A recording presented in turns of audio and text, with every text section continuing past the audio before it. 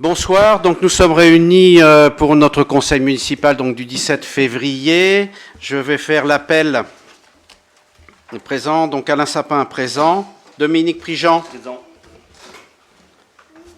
Patricia Martin, présente. David Raduf, absent mais a donné pouvoir à Dominique Prigent.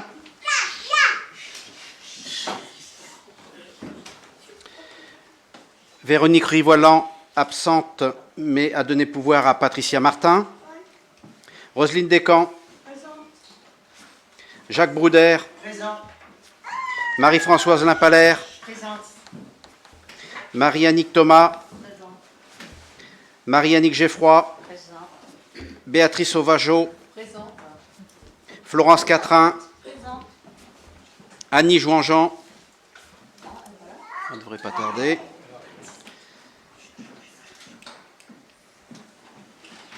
Gwenaël Brigaud,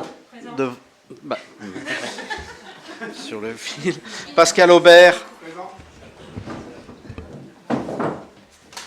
Évance Legoise. Présent. Yann Dapremont est absent, a donné pouvoir à moi-même.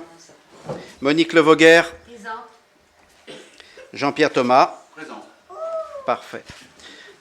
Marie-Annick Geffroy, voudrais-tu être secrétaire de séance? Merci, si tout le monde est d'accord. Parfait. Avant de débuter, le conseil est passé donc à l'ordre du jour. Nous recevons aujourd'hui une délégation de l'école Yves Jouan. Donc je vais laisser les porte-paroles. Je pense que ceux qui sont donc en visio ou qui vont regarder donc en direct le conseil municipal vont voir la délégation que nous recevons ce soir. Je vais laisser la parole à leur porte-parole. On vous écoute. Si vous avez le micro, parlez bien devant. Bonsoir. Merci. Mesdames et messieurs, une menace de fermeture de classe pèse sur notre école de l'Envolon pour la rentrée prochaine de septembre 2023. Nous, parents d'élèves, nous nous opposons à cette fermeture, envisagée par l'Éducation nationale. Nous pensons cette classe essentielle pour l'avenir de nos enfants, de l'école et des communes de l'Envolon et ses alentours. À l'heure où l'on nous garantit le bien-être des élèves, nous nous interrogeons sur la valeur de ces promesses. Nous nous demandons donc à l'inspection académique de ne pas fermer cette classe au regard des effectifs actuels et de conserver ce poste afin d'éviter une fermeture. En effet, nous voulons que notre classe reste ouverte pour les raisons suivantes. Pour ne pas avoir des classes surchargées avec plus de 28 enfants dans les classes et ainsi garantir la qualité de l'enseignement dans notre école. La commission est en charge de la fermeture de classe base en effet sur sa décision sur une moyenne de 25 élèves par classe au vu des inscriptions déjà enregistrées. Or, ce nombre est très probablement amené à évoluer. La rentrée ne se faisant que dans 7 mois, par ailleurs, s'il s'agit d'une moyenne que certains groupes de classes ne pourront pas être divisés et certaines classes se trouveront donc en surcharge.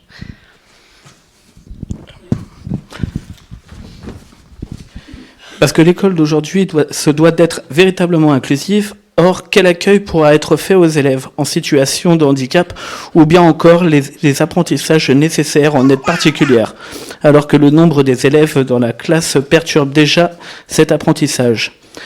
Parce que cette décision va à l'encontre de la politique éducative nationale qui stipule que l'organisation des enseignements doit prendre en compte le bien-être des élèves. Il en doit en outre être garanti à ces élèves de pouvoir apprendre dans le calme et de bénéficier d'une attention particulière. Nous sommes que les effectifs envisagés sont totalement incompatibles avec les objectifs. Parce que nous sommes solidaires des enseignants, l'une d'entre elles, déjà en poste à l'école, devra en effet affecter dans une autre commune. Les enseignants qui conservaient leur poste verraient, quant à elles, leurs conditions de travail considérablement dégradées, ce que nous ne pouvons tolérer non plus.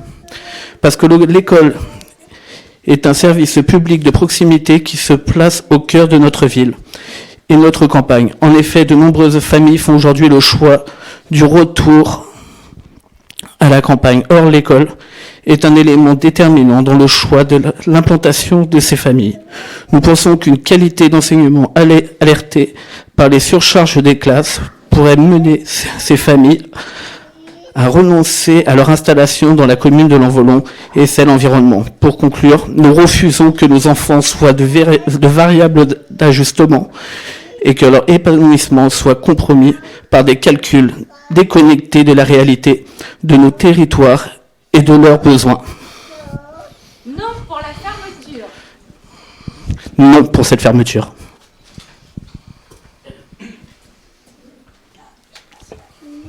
Eh bien, merci effectivement pour votre démarche. Vous savez ô combien le conseil municipal, on a d'ailleurs mis à l'ordre du jour dans les informations de divers sujets, vous savez ô combien le conseil municipal vous soutient dans les démarches que vous avez entreprises et les différentes manifestations.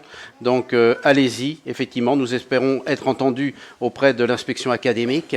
Je sais que les décisions doivent être prises ces jours-ci. Voilà, ça n'empêche que si aujourd'hui une décision est prise, nous continuerons tout le mois de février et le mois de mars, puisque on sait combien c'est important, parce qu'il y aura toujours une variable d'ajustement dans les semaines et mois à venir. Donc on va essayer de faire basculer sur l'envolon ce maintien de classe, quoi. Donc continuer les différentes actions. Nous étions encore en réunion avec ce groupe de parents d'élèves, de personnel, d'agents et d'enseignants, puisque voilà, ce n'est pas que des parents d'élèves, c'est vraiment un collectif important dans ce qui est en train de se créer. Vous étiez présent au rond-point du Pont-L'Eau, vous étiez présent le premier jour, quelques jours après l'annonce qui nous a été faite par l'inspectrice académique avec Patricia Martin le 2 février. C'est ça, Patricia ? Où nous avons reçu l'inspection académique. Donc voilà, donc on a eu très peu de jours pour se rendre compte, puisque quand elle est arrivée, elle nous a dit « je pense que vous savez pourquoi je viens ». Et non, pas du tout, ça nous est tombé dessus comme un coup de massue. Donc voilà, donc c'est bien de vous manifester, on va être à vos côtés à chaque fois que vous en aurez besoin. Donc continuez quoi. On lira la motion dans les informations diverses, j'ai mis ce point, puisqu'il y a une motion qui a été votée lors du conseil d'école, quoi. Nous annonçons la prochaine action qui aura lieu lundi de la rentrée avec une occupation de l'école à partir de 8h30. D'accord, donc occupation, je répète pour ceux qui n'auraient pas entendu en ligne, donc occupation de l'école le lundi de la rentrée, le matin, c'est ça, à l'ouverture ? À 8h30, quoi. Très bien. Parfait, merci. Merci. Donc nous reviendrons sur ce point après lors des informations diverses en fin de conseil municipal.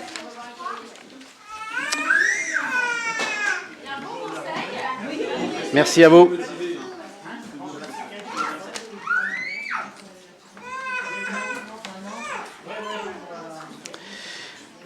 Donc, premier point à l'ordre du jour, l'approbation du procès-verbal du 29 décembre. Vous l'avez reçu par mail. Est-ce qu'il y a des observations ? Oui, j'ai transmis donc un mail à tout le monde pour qu'on reprécise bien mes propos qui ont été enregistrés, donc j'ai fait que les reprendre. Donc c'est bien, je parle bien de minorité et pas d'opposition. C'est quand même, le sens est différent et c'est l'esprit dans lequel nous on veut travailler, donc on y tient. Et la deuxième chose, c'était la publication donc sur le bulletin municipal, mais également sur la page Facebook de la mairie, ce qui a été fait depuis le 15 janvier, et non pas le site internet de la mairie. Voilà, merci. Très bien, ce sera modifié dans ce sens. Est-ce qu'il y a d'autres remarques sur le PV ? Voilà, donc je vais procéder au vote. Qui s'abstient ? Qui est contre ? Donc à l'unanimité, je vous remercie. Deuxième point donc à l'ordre du jour, c'est le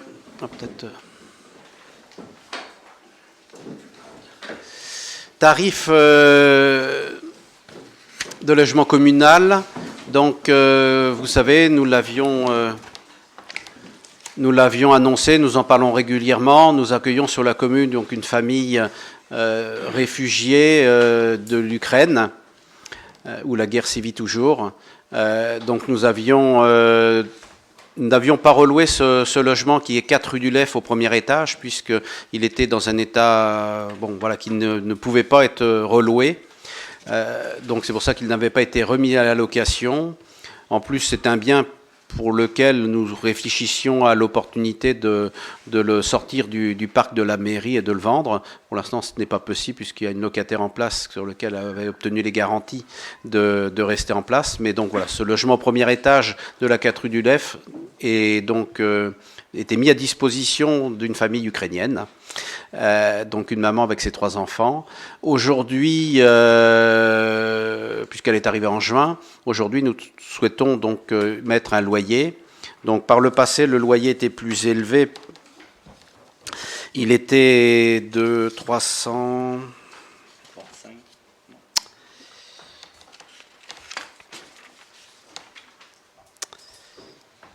de 385,36 €.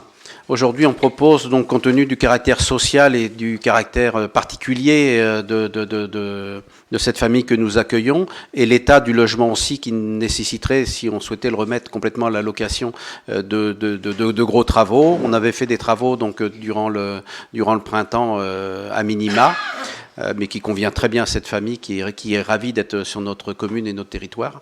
Donc, on souhaite le mettre à la location et rédiger donc un bail dans ce sens à 250 €. Est-ce qu'il y a des questions sur le sujet? Donc ça a été vu avec l'association Coalia qui nous aide donc à gérer toutes les relations avec la préfecture, l'État et autres, quoi. Donc que nous faisons un point régulièrement avec cette association. On les a rencontrés donc dernièrement au mois de décembre, il y a quelques semaines, quoi. Donc voilà, ça a été convenu avec eux. Voilà, est-ce qu'il y a des questions sur le montant de ce loyer ou de la mise en location? Moi j'avais juste une question. Au niveau des charges sur le logement, là, comment ils fonctionnent? Est-ce qu'ils payent leurs charges déjà ou pas? Eau, électricité, enfin voilà, tout ça, quoi. Non, l'eau, l'électricité, le compteur a été mis au niveau de la commune et l'eau également, quoi. Voilà. J'avais aussi une question. Ils ont cette famille, enfin, ils ont trouvé un emploi, quelque chose, une source de rémunération, ou qu'est-ce qu'ils ont comme Alors effectivement, durant l'été, tout l'été, du mois de juillet, juin à la fin de l'été, mois de septembre, elle a travaillé dans une entreprise de l'Envolon. Et puis, elle a retravaillé, donc c'était dans le cadre d'un remplacement, je ne sais pas si c'était maladie ou autre, et donc le contrat s'est arrêté tout naturellement, et elle a repris durant le mois de décembre, sur la dernière quinzaine de décembre, elle a repris pour 15 jours, 3 semaines. Voilà. Bon, pour l'instant, c'est assez difficile de lui trouver donc un travail. Notre travail va dans ce sens-là avec Marie-Annick Geffroy et une autre personne qui nous aide également sur ce dossier. C'est le barrière de la langue, quoi, hein, qui nous pose des difficultés. Donc elles sont deux à apprendre aux enfants et à la maman donc le français. Ça rentre, c'est plutôt bien. La maman parle pas couramment, elle comprend bien, elle parle de plus en plus de mots effectivement donc en français, mais le travail est assez long. Il y avait une solution qui avait été sur Saint-Brieuc proposée par l'association Coalia, mais obligeait effectivement à un transport sur Saint-Brieuc qui n'était pas toujours facile le matin et le soir pour revenir, quoi. Donc voilà. Donc et mis à part les revenus salariaux, ils ont des aides, ce genre de choses, parce que mettre un loyer sur une famille s'ils n'ont pas de revenus stables, ça peut être. C'est pour ça que je pose la question. Oui, mais non, c'est vu. Il y a des aides effectivement qui sont fournies. C'est vu avec l'association Coalia qui encadre, qui nous ont même d'ailleurs incité à aller dans ce sens-là, quoi. Donc voilà, non, il y a une prise en charge, quoi. Donc c'est l'idée justement de s'intégrer et donc de payer correctement un loyer. Oui. D'accord. Oui. dans ce sens-là. Ouais. C'est une volonté hein, de sa part. Hein. On l'a bien vu les premières semaines où nous sommes allés sur la partie CCS faire des courses. Une personne qui est très responsable, voilà, quoi, elle dépensait pas un centime de plus que quand il fallait. C'est pas parce que le CCS payait qu'elle en abusait, quoi. Donc ça a duré quelques semaines comme ça, quoi, 3 semaines, je crois. Mais bon, voilà. Donc non, il y a vraiment une volonté de sa part de se prendre en charge, quoi. Donc c'est clair. Et elle paye certaines choses parce que par exemple le gaz. Mais Je disais qu'elle paye certaines choses, par exemple le gaz, c'est elle qui paye. Hein. Quand elle a besoin, là ça fait 3 fois qu'on lui change sa bouteille. Quand elle peut payer, elle paye. Hein. D'autres questions sur le sujet? Je vous propose de passer donc au vote. On vote sur la rédaction donc, du bail, m'autoriser à signer le bail et de mettre un loyer à 250 €. Qui s'abstient? Qui est contre? Donc à l'unanimité, je vous remercie.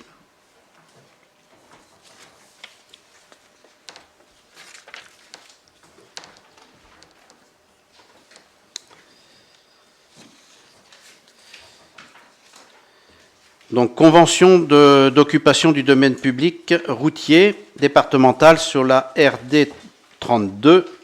Donc, c'est rue du Lef, hein, direction Pommerit, le Vicomte. Donc, il va y avoir donc 2 conventions.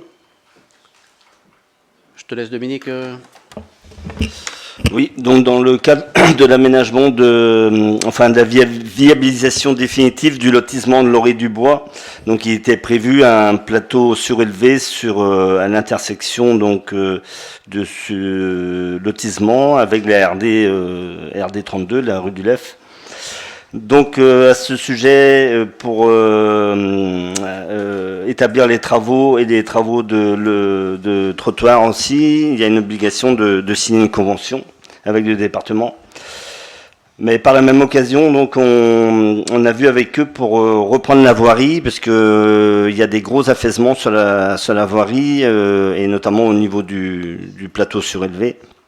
Donc il y a un décaissement à faire et un empoutrellement. Donc il reprendrait des travaux à partir de l'entrée du lotissement Céliors-Vraz pour aller jusqu'à la sortie d'Aglo, donc au panneau sortie de l'Envolon. Dans les travaux donc de bande de roulement à suivre sortie d'Aglo pour aller au pont de Carnéguez vont être faits en 2024. Bon, il s'avère qu'eux, ils n'avaient pas prévu cette portion en amont, donc il est indispensable de le faire pour la mise en place du plateau surélevé. Et pour faire cela, donc il y a une convention aussi, c'est-à-dire que la prise en charge financière va être par la commune de l'Envolon, comme on avait procédé pour la rue des Fontaines. Et j'ai demandé à être remboursé sur l'année 2024, parce qu'on va être quand même sur un montant assez important. On a un bon linéaire, donc avec des reprises de voirie affaissées, donc il y aura.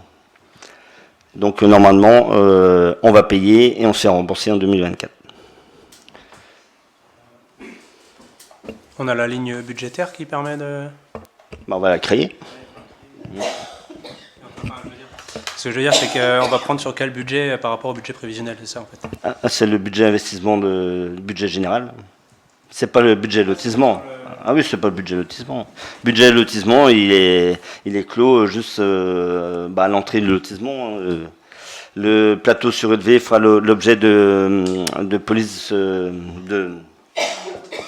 d'amende de police, voilà, des subventions qui sont perçues par le biais des radars et qui sont redistribuées aux communes. Donc merci aux gens qui vont un peu trop vite sur les routes et qui vont bien financer derrière tous les dispositifs de sécurité qui sont installés dans les communes. Et là, on a une idée du budget, du montant des... Non, j'attends le devis, mais il faut s'attendre à une ligne de 90 à 100 000 euros. Parce qu'il y a un linéaire assez important à faire. Ok.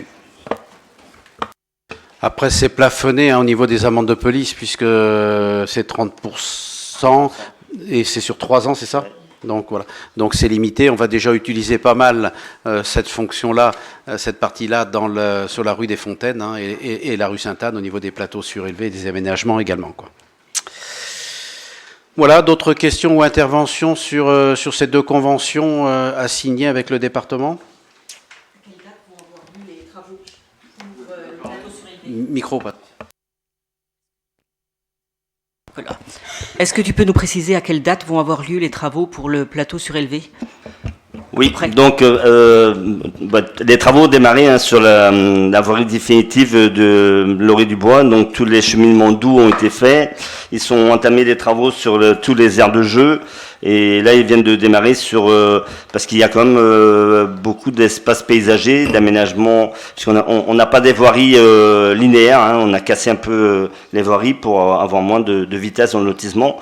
Donc voirie finie normalement fin mars. Et plateau et voirie du conseil départemental se ferait en début d'avril. Donc mi-avril, normalement, tout est fini. Merci. J'ai pas besoin de vous dire que les riverains du lotissement sont contents d'avoir vu les entreprises entrer sur le chantier il y a 15 jours, quoi, hein, puisque c'est très, très, très attendu. On avait beau mettre du 0,30 régulièrement pour boucher les trous. Bon, il n'empêche que derrière, la pluie faisant, le gel, voilà, les trous, les ornières revenaient souvent, quoi, beaucoup. Donc, la semaine prochaine, le Rovia sera absent. C'est l'entreprise Tourneau qui va arriver pour poser les massifs pour les garages publics. Donc allez vous y promener, vous allez voir effectivement l'avancée de semaine en semaine, puisque ça va être très court. Voilà, donc nous allons passer au vote. Est-ce qu'il y a des abstentions, des votes contre? Donc à l'unanimité, je vous remercie.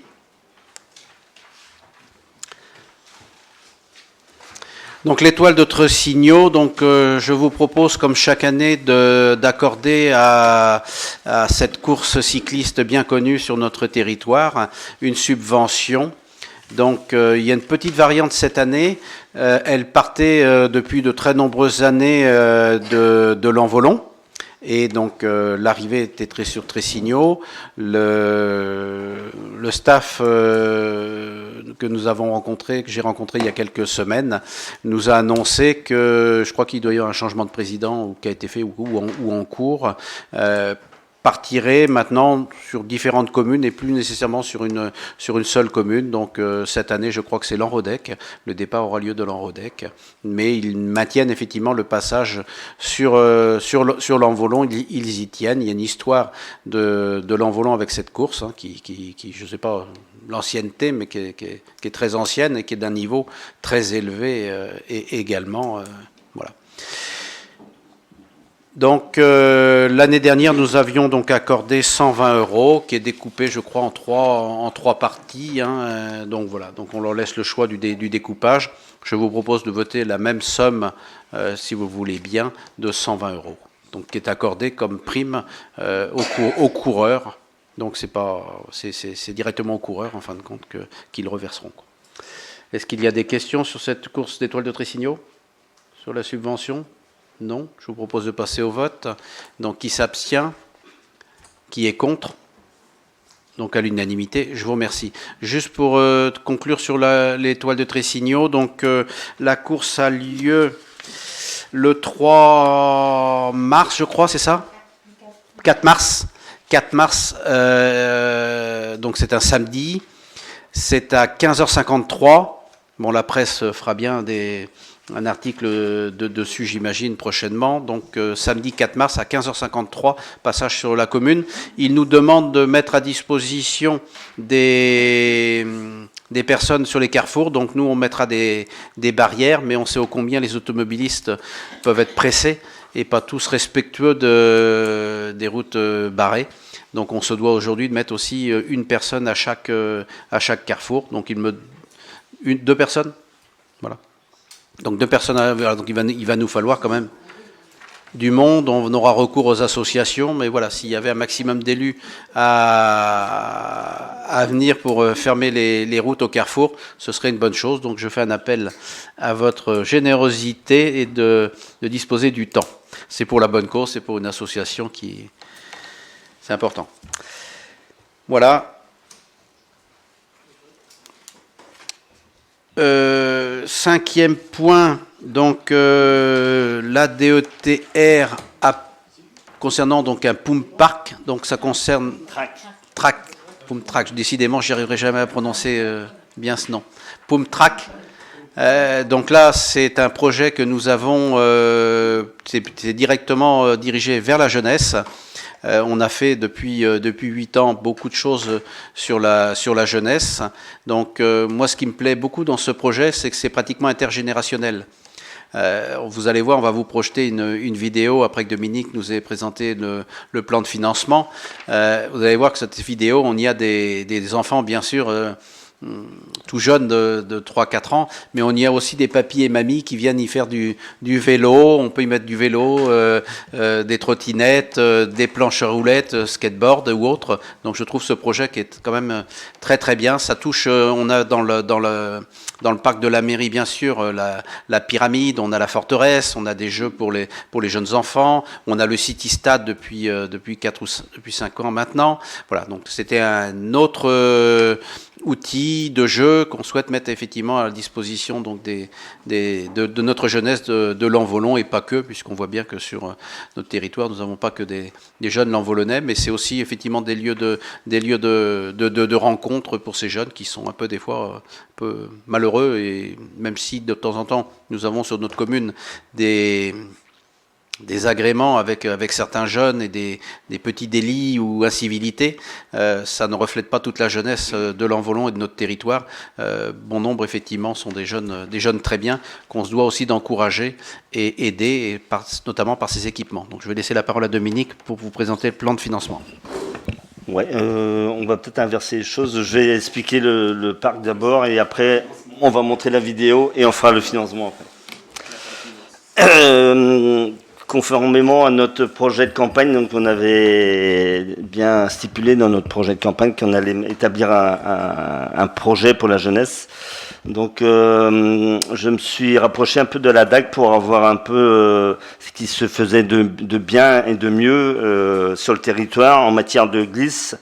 Et qui touche l'ensemble des sports. On voulait pas rester sur un simple skatepark ou autre qui limite le sport. Ici, il va être ouvert à tout le monde, à toutes les générations. On verra tout à l'heure dans la vidéo toutes les générations qui peuvent exercer sur ce dispositif. Donc je me suis rapproché de Use. Use, c'est un bureau d'études qui aujourd'hui a quand même un référentiel assez important puisqu'il y a 72 parcours de glisse universelle sur l'Hexagone, 62 en Bretagne. Donc on est quand même bien développé en Bretagne.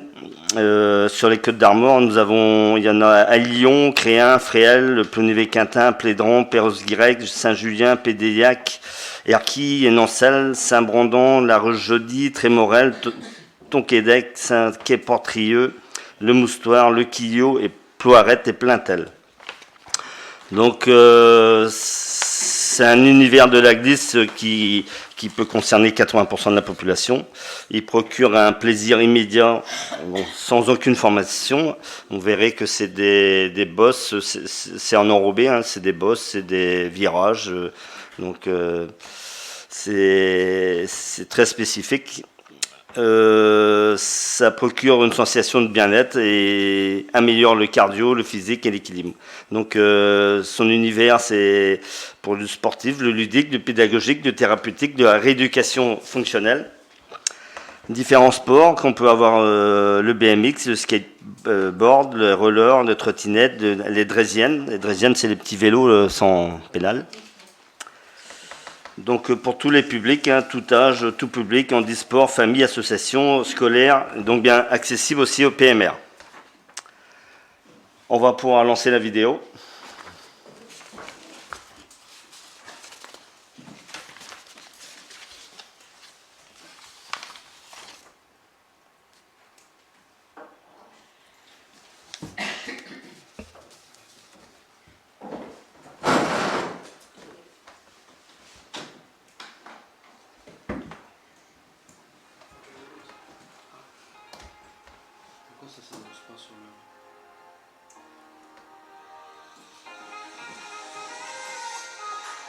Oui, c'est bon.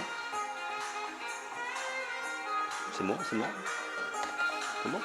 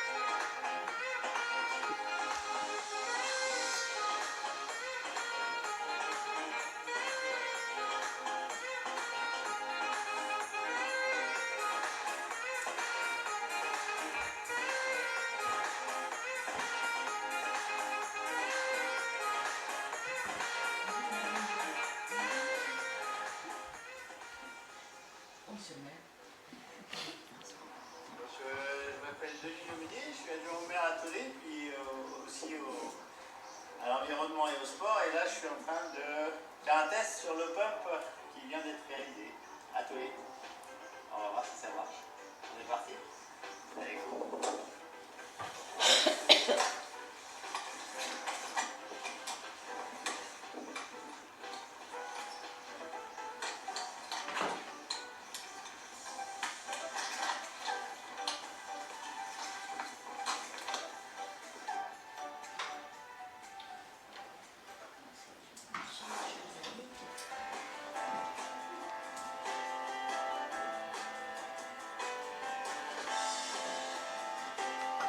J'ai 36 ans, j'ai 48 ans, 50 ans, voilà, j'ai bientôt 55, 56. Je pense même jusqu'à 70 ans, voire plus.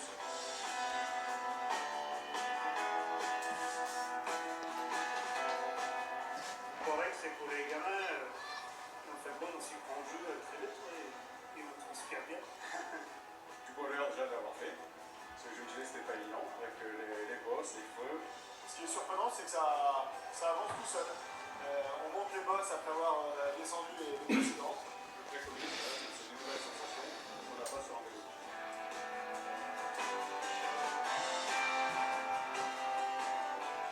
Ça fait travailler le souffle et ça fait travailler le cœur. On découvre plein de choses, plein de sensations, sans forcément avoir besoin d'une grosse condition physique et sans forcément avoir besoin de donner beaucoup de coups de pédale. On se laisse aller, on tourne dans tous les sens, on bouge un peu partout, et puis c'est super agréable. Gabriel est hémophile.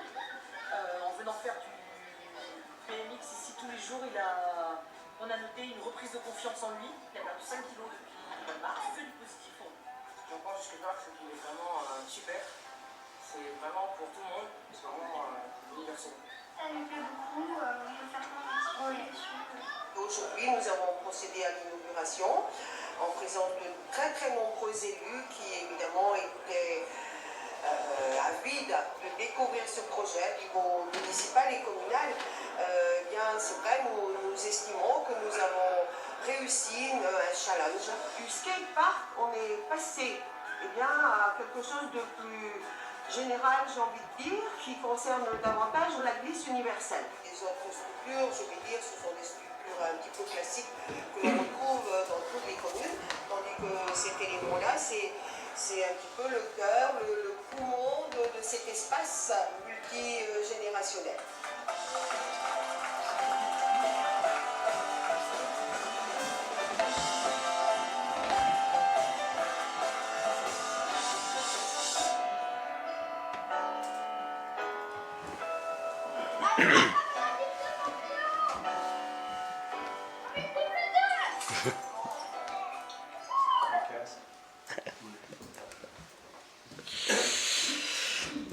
Voilà en quelques images le projet.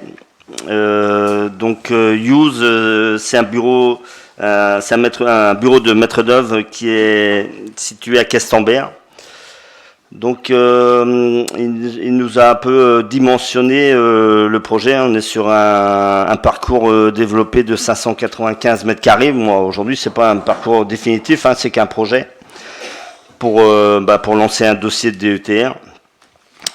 Du coup, le montant estimatif du projet est de 114 645 €, puisqu'il faut savoir qu'il y a beaucoup de remodelage de terre à faire. Il y a la mise en place d'un réseau d'eau pluviale, puisque lorsqu'il y a des creux, il y a de l'eau, donc il faut récupérer l'eau. Il y a de l'enrobé. Donc, toute cette partie technique est suivie par ce bureau d'études. Et il se rémunère donc à 10%, donc rémunération du maître d'œuvre, 11 800 €. Donc, en matière de financement, pour faire la demande de DETR, donc on pourra prétendre à 34 393 € de DETR. Le dossier a été déposé. Autre financement possible, la région, Bien Vivre Partout en Bretagne, pour un montant de 28 661 €. Donc la base éligible, ce sont les travaux, pas la maître d'œuvre. Et plus en dessous, là, tu peux baisser, il y a le contrat de territoire, donc département, pour 28 662 €, ce qui fait un financement par subvention à 80%, et on respecte le critère de 20% d'autofinancement. Donc 91 716 € de subvention. Donc ce dispositif répond très bien au contrat de territoire, parce qu'on a déjà posé la question à Valérie Rumiano. Voilà, s'il y a des questions. Oui, c'est l'emplacement. Quel emplacement vous visez? C'est quand même important.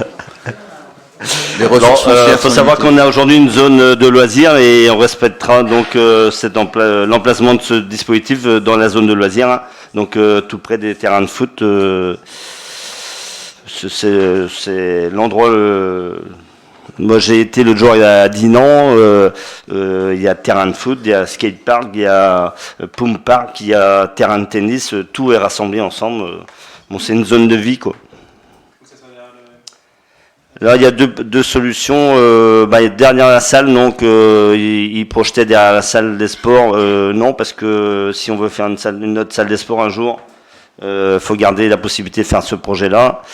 Il reste peut-être à l'arrière de cette salle-là, derrière les tennis, mais il y a aussi à côté des bouteilles de gaz. Il y a une zone là de 1000 mètres carrés possible. Donc, reste l'implantation définitive, c'est que c'est un projet de faisabilité et surtout pour la demande de DETR. Maintenant, on va le travailler pour qu'il devienne définitif si il est validé ce soir.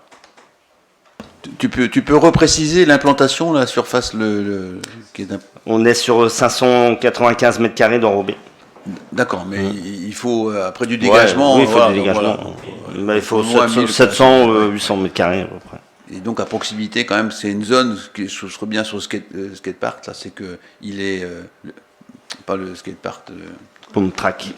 Non, ce qu'on a actuellement là, pardon, je cherche. Un City. Le City Stade. Le City Ouais. Stade est très bien parce qu'il Ouais. est en visibilité des gens qui passent, donc il peut pas y avoir rassemblement. Enfin, il n'y a pas de gamins qui font trop de bêtises, en tout cas, ou qui sont. Ça reste toujours Ah un, oui, peu, un peu sécurisé. Donc ouais. c'est un peu le but qui reste, parce qu'autrement il va y avoir des poubelles. Enfin, je suis encore passé avant-hier par la mairie et par le parc, et donc voilà, on a fait une séance avec mes petits enfants de ramassage de poubelles et de bouteilles d'ados, hein, c'est les ados, hein, voilà. Donc c'est ça qu'il faut éviter.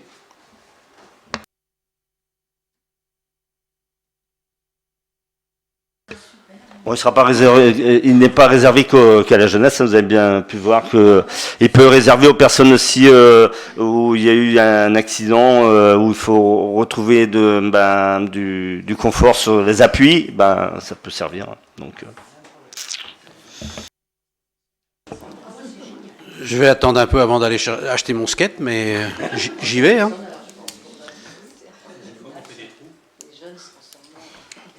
Avez-vous d'autres questions sur ce projet?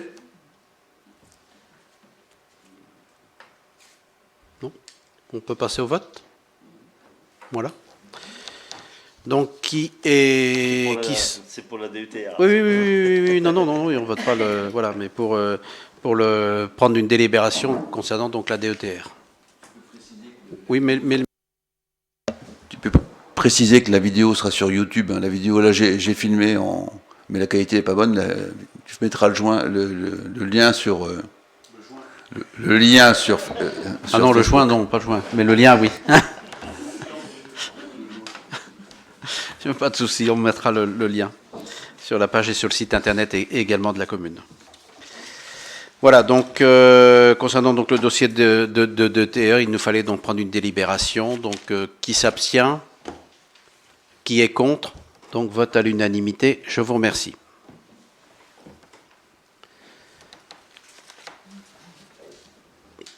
Toujours dans le domaine des conventions, donc depuis le 1er janvier, le syndicat de restauration collective, le Cirescol, hein, je vous rappelle, qui est donc sur l'Envolon, qui livre un peu plus de 950 repas, a pris donc un nouveau client, parce qu'on appelle ça un client, qui s'appelle le foyer d'autonomie, le Kinic, à Paimpol. Donc de 40 et quelques pensionnaires résidents. Dans l'organisation aujourd'hui du Cirescol, nous n'étions pas en mesure, avec le personnel, de pouvoir livrer ces repas-là. C'est pas du scolaire, donc ça nécessite une préparation différente.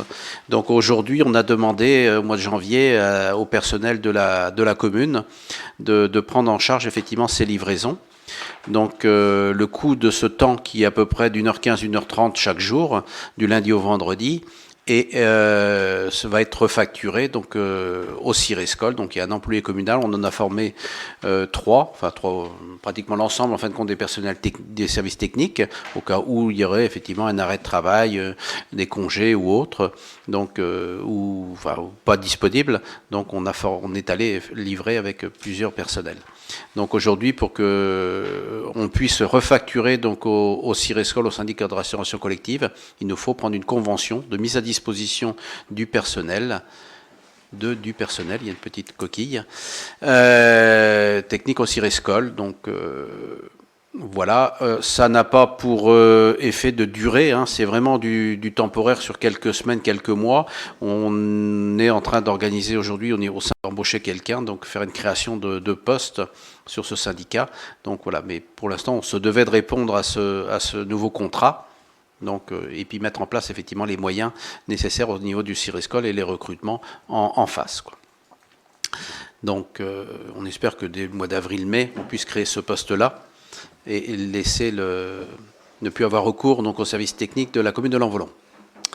Avez-vous des questions sur cette convention? Très bien. Donc voilà, donc c'est une opération neutre pour la mairie puisque le temps est refacturé. Donc je vous propose de passer au vote. Qui s'abstient? Qui est contre? Donc vote à l'unanimité. Je vous remercie. Donc, ah, bon, c'est pas grave, on enregistre. Oui, ce sera diffusé après, c'est pas grave. Donc, révision du tableau des effectifs, donc ressources humaines. Donc, on a eu une évolution au niveau de nos effectifs sur 2 postes.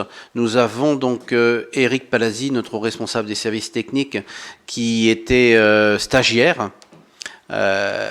Et qui donc aujourd'hui, depuis le 1er janvier, parce que j'ai décidé de le garder, je trouve qu'il est plutôt efficace dans ses fonctions et il fait plutôt du bon travail. Donc voilà, donc on le conserve au niveau de nos effectifs et donc on a besoin de créer le poste.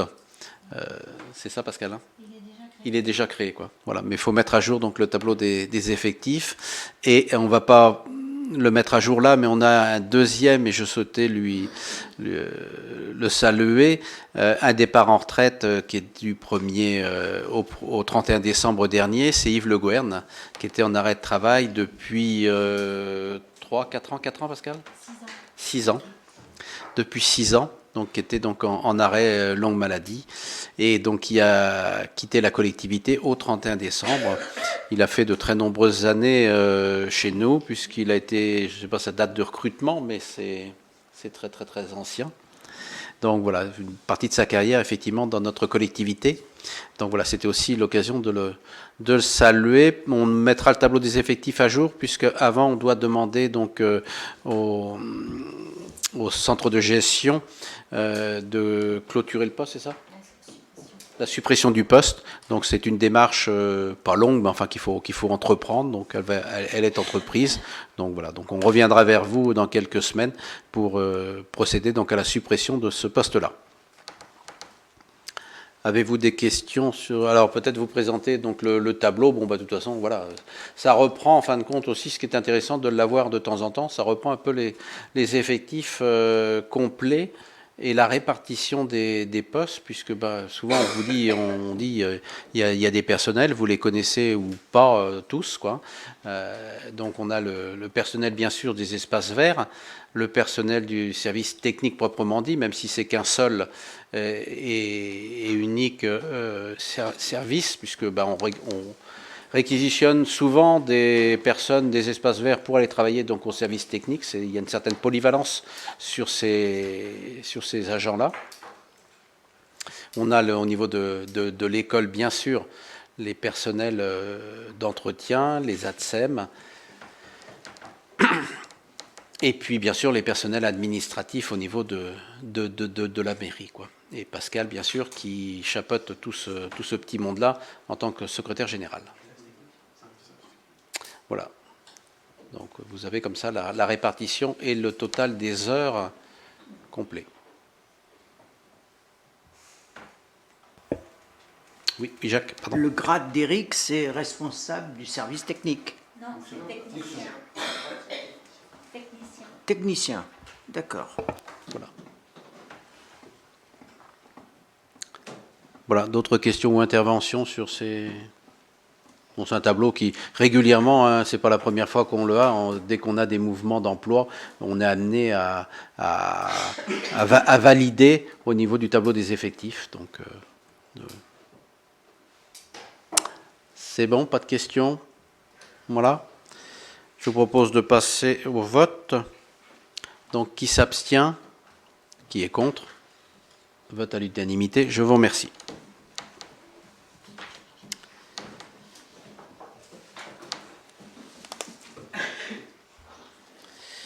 Donc, informations diverses, la première chose, c'était effectivement, bien sûr, c'était la fermeture de cette classe. Hein. Nous nous mobilisons tous, élus, agents, personnel et enseignantes et parents d'élèves, bien sûr, qui sont à la manœuvre. Nous avons été, comme je vous disais tout à l'heure en préalable, reçus avec Patricia à l'inspection académique, Patricia Martin à l'inspection académique. Nous étions 4, une délégation de 4, comme beaucoup d'écoles d'ailleurs étaient reçues sur le sujet. Peut-être tu peux intervenir, Patricia ?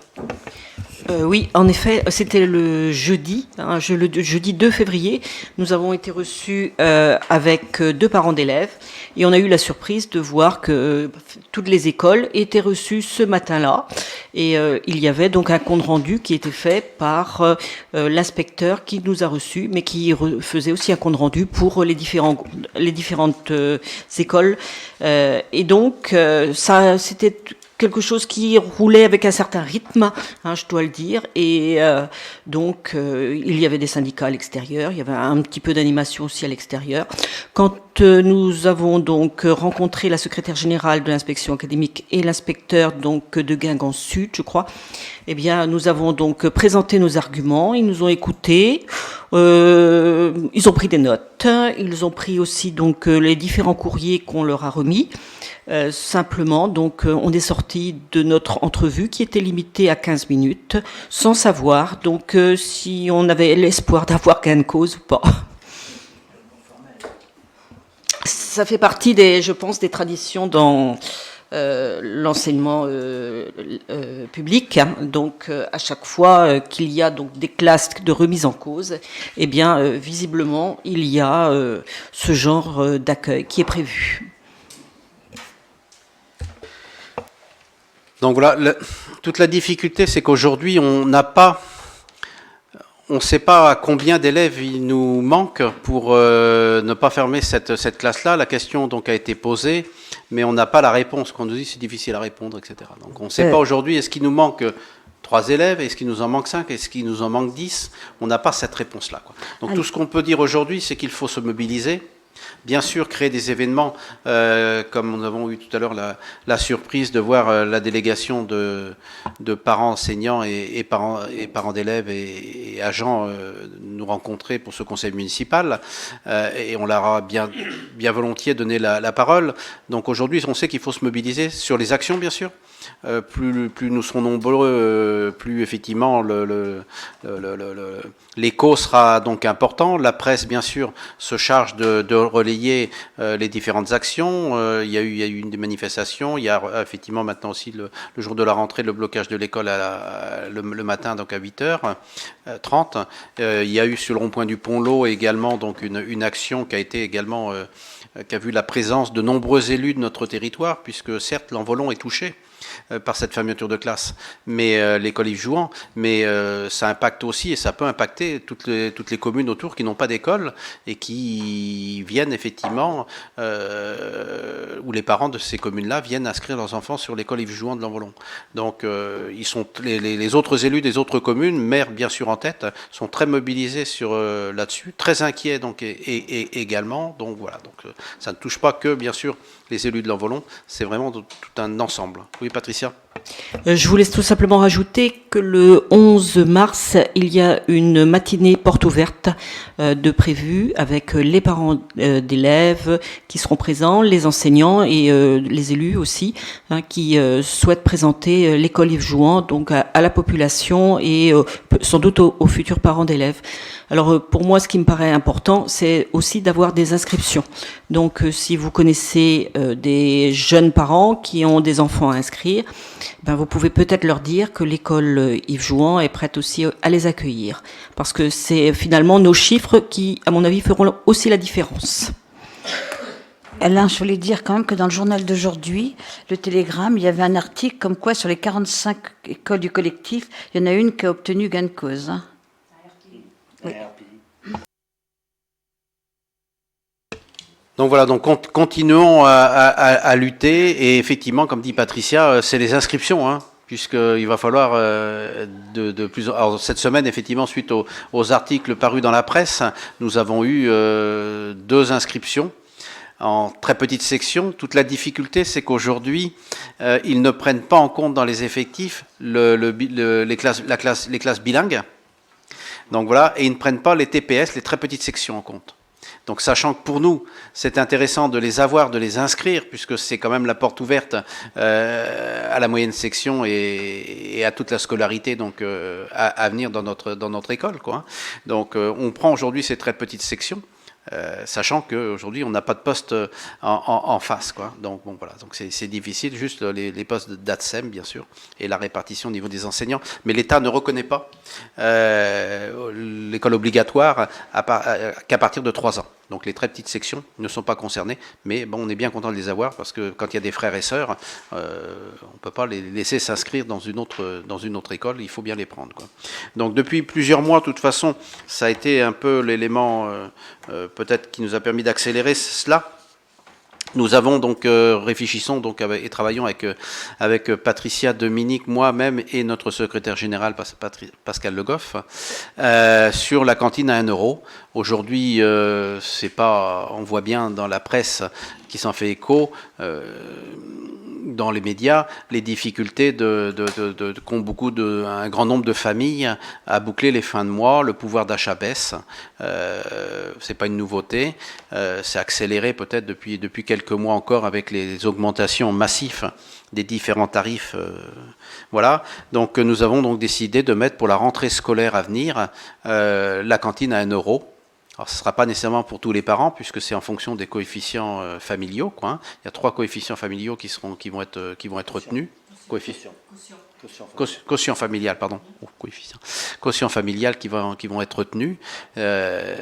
Donc voilà, donc ce sera effectivement effectif à partir du 1er septembre. Alors je préfère prendre la précaution de dire que c'est à partir de la rentrée prochaine, de septembre, parce qu'on en a parlé lors d'une réunion c'était dans la manifestation au Polo, et dans la presse en est fait écho, et on a eu dans les jours qui ont suivi des appels téléphoniques de parents qui nous ont demandé de refaire les factures en fonction de ce tarif à 1 €, qui est la facture qui n'était pas adaptée. Donc voilà, donc je rappelle bien que c'est pour la rentrée. Voilà, parce qu'on a eu plusieurs 2023, hein, donc la rentrée de septembre 2023, et non pas d'effet rétroactif à partir de maintenant, en fin de compte. L'annonce est faite pour la rentrée prochaine, et pas maintenant, quoi. Donc voilà, je tiens à le spécifier, puisque j'étais assez surpris d'entendre à l'accueil des parents qui sont venus et au téléphone demandant donc la rectification de leur facture. Oui. Est-ce qu'il y a une banderole qui a été remise comme l'année dernière ou l'année d'avant pour dire si vos enfants sont nés en telle année, pensez à inscrire à l'école et tout?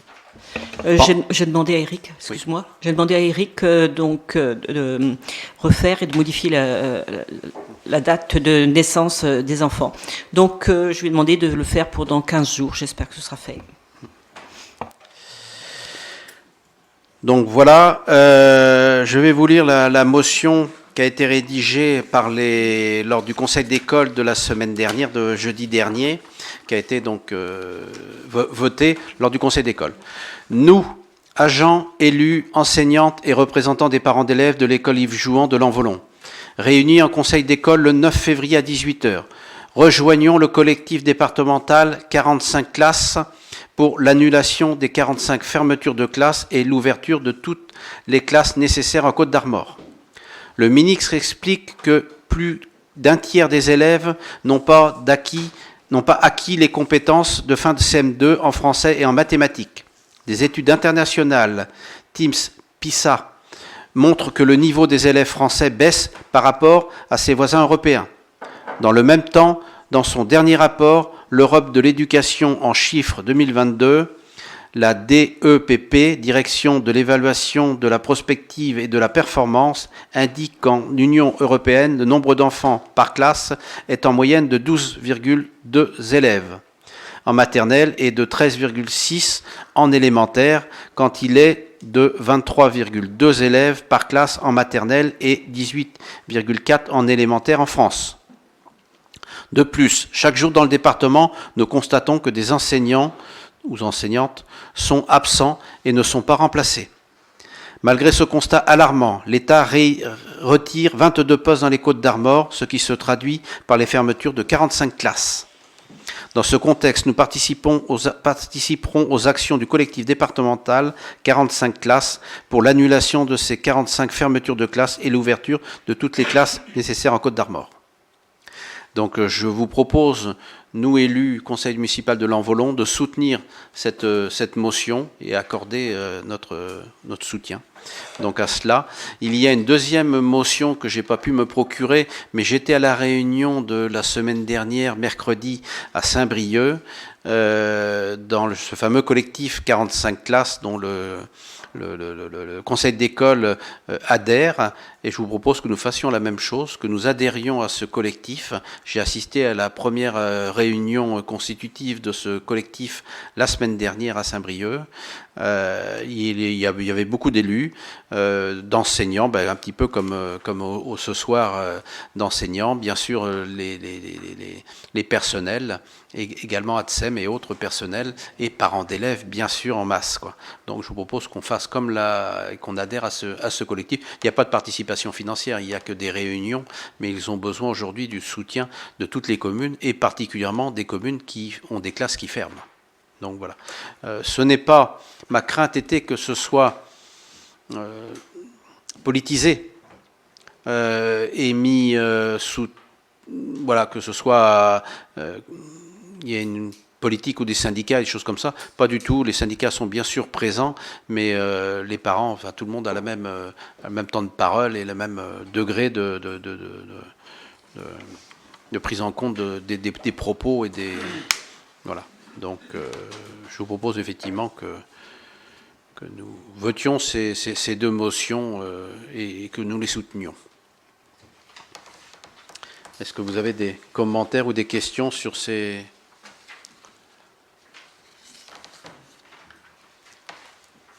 Alors c'est un vote symbolique, bien sûr, puisque voilà, il n'y a pas d'engagement financier, mais bon, voilà. Donc, qui s'abstient, qui est contre? Donc, à l'unanimité, je vous remercie. Donc, Patricia le disait, donc porte ouverte le samedi 11 mars de 9h30 à 12h. Donc, les parents d'élèves feront effectivement des stands. Donc, faisons marcher le bouche à oreille qui fonctionne bien. Et puis, parlons-en voisins, voisines, familles ou autres pour essayer d'attirer de nouveaux élèves et de nouvelles inscriptions sans attendre d'ailleurs le 11 mars, mais dès maintenant, quoi.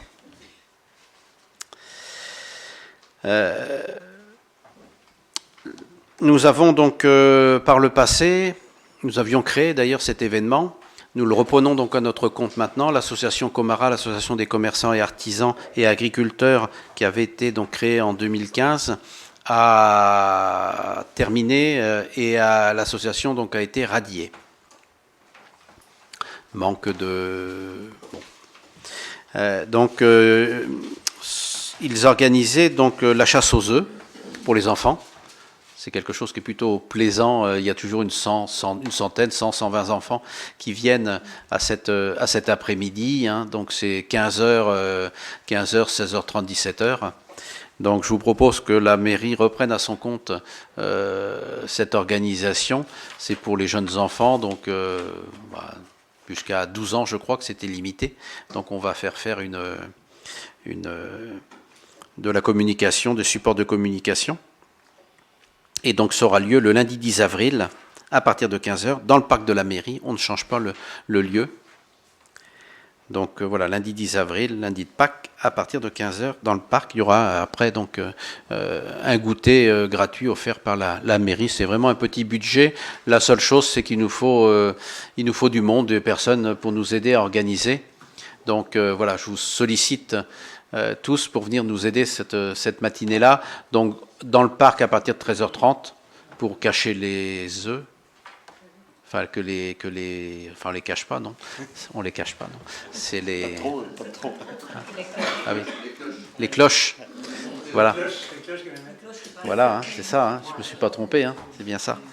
Voilà. Voilà. Nous aiderons peut-être les cloches. Voilà. Le Salon du Livre, également un événement qui est présent sur la commune depuis de nombreuses années, donc est organisé par Plume d'Armor. Le Salon du Livre aura lieu le samedi 29 avril à la salle Armor Argoat. Donc changement de lieu, il était dans la salle polyvalente par le passé, puisqu'il y avait environ 70 à 80 auteurs. Et donc là, ils vont réduire à une quarantaine d'auteurs et plutôt privilégier effectivement donc la salle Armor Argoat. Donc le samedi 29 avril, voilà, pour le Salon du Livre. Rapidement, pour les travaux sur les effacements de réseau, Dominique, au niveau du timing et de... Oui, donc la rue des Fontaines, c'est quasiment fini, puisqu'ils sont arrivés à l'angle d'Édouard Duval. Et là, on a redémarré sur la rue Sainte-Anne pendant la fermeture de l'école. Et ça a bien avancé, une semaine, normalement sur les 15 jours, toute la portion qui vient vers Édouard Duval ici va être terminée. Mais on parle que des enfusements de réseau sous voirie. Hein, après, ils vont chez les particuliers. Hein. Bon, c'est moins, ça prend c'est moins gênant. Donc, pour fin mars, normalement, c'est fini aussi. Il a tout calé sur fin mars. Combien voilà. C'est pas un poisson d'avril, Dominique. Donc voilà, il y a encore 5 semaines effectivement de travaux. Donc elle est fermée d'une façon donc aléatoire. Vous avez bien vu rue des Fontaines. On n'a pas fermé complètement la rue des Fontaines. C'était compliqué. Donc là, il y a eu de l'alternat rue des Fontaines. Là, pendant ces 2 semaines, ils ont eu des traversées de route, etc. Donc, ils ont profité de la fermeture de l'école pour faire effectivement cette partie-là.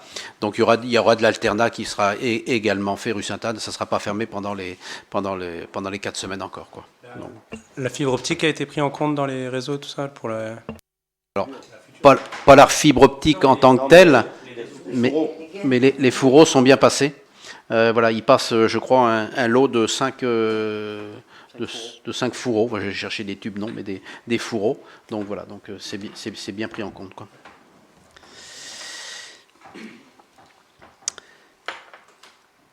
Voilà. Marie-Annick, tu peux nous dire 2 mots sur l'EF-Danse, s'il te plaît? Alors, l'EF Armor Communauté proposait un spectacle, l'EF Danse, enfin plusieurs spectacles. Et nous, à l'Envolon, nous avons choisi Donne-moi la main, un spectacle qui est ouvert aux enfants des écoles. Et plutôt au CM2, on a choisi de faire participer les 2 écoles, puisqu'on trouve que c'est intéressant. Un spectacle qui s'adresse à la différence et qui, c'est bien, à la différence, aux personnes qui ne se connaissent pas, donc on pensait que mettre les 2 écoles ensemble, c'était très bien. Et les 2 directeurs ont très bien accueilli la chose. Donc ce spectacle aura lieu le 16 mars, si je ne me trompe pas. On pensait le faire à la salle Armor Argoat, puisqu'on a une belle salle maintenant, mais les personnes qui viennent pour jouer, les artistes, veulent que ça se passe dehors. Donc ça se fera dans le parc de la mairie. Donc il y aura une 50aine d'enfants et peut-être quelques parents qui accompagneront. Voilà. Donc dans le parc en extérieur, donc les 2 écoles sollicitées, Marie-Annick l'a dit. Simplement s'il pleut. C'est un spectacle aussi audio. Ils auront des casques audio, les enfants. Précise. Donc voilà, donc si vous êtes dans le périmètre, n'hésitez pas à venir regarder. Hein, voilà, il peut y avoir du public, hein, c'est pas interdit au public. Voilà, il n'y aura pas d'interaction bien sûr avec les enfants et la compagnie qui va jouer, quoi. Par contre, en temps de pluie, il ne pleut jamais en Bretagne, mais si au cas il n'est qu'à pleuvoir, on se rabattrait sur la salle polyvalente. Donc voilà. Le 16 mars. L'heure, par contre, c'était l'après-midi. Normalement, ça commence à 14h. Voilà. Juste pour rappeler, parce qu'on parle souvent des fois sur la communauté de communes de ci, de ça, c'est un projet qui est financé intégralement par la communauté de communes. Donc voilà. Donc merci à la communauté de communes d'avoir choisi l'Envolon, comme dans d'autres communes bien sûr, mais d'avoir retenu donc notre candidature. Avant de clôturer et de faire un tour de table si vous avez des prises de parole à faire, je tiens à saluer un nouveau correspondant de presse qui aujourd'hui est présent pour la première fois au conseil municipal. Rappelez-moi votre nom et votre prénom. Donc, je suis Jean-Marc Lemoine, je suis résident Boulinet et je remplace Anita Gauthier pour l'Envolon et Goudelin. L'écho. Pour l'écho d'Armor. Voilà, donc pour l'écho d'Armor, donc nouveau correspondant de presse. J'ai déjà eu l'occasion de le rencontrer sur plusieurs événements. Donc voilà, je tenais à saluer et voilà, c'est important. Nos correspondants de presse ont une place importante sur nos petits territoires. Donc voilà, donc ils font un travail formidable. Donc voilà, donc merci pour votre engagement. Et il remplace donc Anita Gauthier qui a fait pour l'Écho 20 ans. Je l'ai eu au téléphone juste avant de me présenter son successeur par téléphone. Mais elle a fait 20 ans comme correspondante de presse. Elle est de Pommerite, le vicomte. Donc voilà. Donc, saluer aussi cette présence assidue lors de nos conseils municipaux de nos correspondants de presse. On ne leur rend pas toujours hommage, quoi. Prise de parole pour celles et ceux qui ont quelque chose à dire, si c'est le cas ou pas. Non ? Vous êtes pressé de rentrer chez vous ? Bon. Allez. Non, c'est simplement si tu as une idée du prochain conseil municipal, prochaine échéance, qu'on puisse organiser nos agendas. Merci. Alors pas encore, parce que ça va être un conseil municipal, là, croyez-moi, qui va être plus long, puisqu'on votera les... Voilà. C'est le budget. Donc et subventions sur la même soirée, on vous gâte. Donc c'est un conseil municipal qui sera un peu plus long que d'habitude, mais qui ne durera pas les 3 heures du mois de septembre comme je vous ai fait en septembre, quoi. Mais voilà, il sera nécessairement plus long puisque c'est les votes du budget. Pardon, Maya ? Ah ben il y aura des points d'ordre du jour, hein, puisque ça sera normalement fin mars ou au pire première semaine d'avril, quoi. Mais nécessairement il y aura entre maintenant et il y aura nécessairement des dossiers, des sujets à rajouter, quoi. Donc voilà. Donc, pour vos vacances, annulez vos vacances. Voilà, plus d'autres prises de parole. Donc, je vous remercie. Le conseil municipal donc, est donc terminé. Merci et bonne soirée.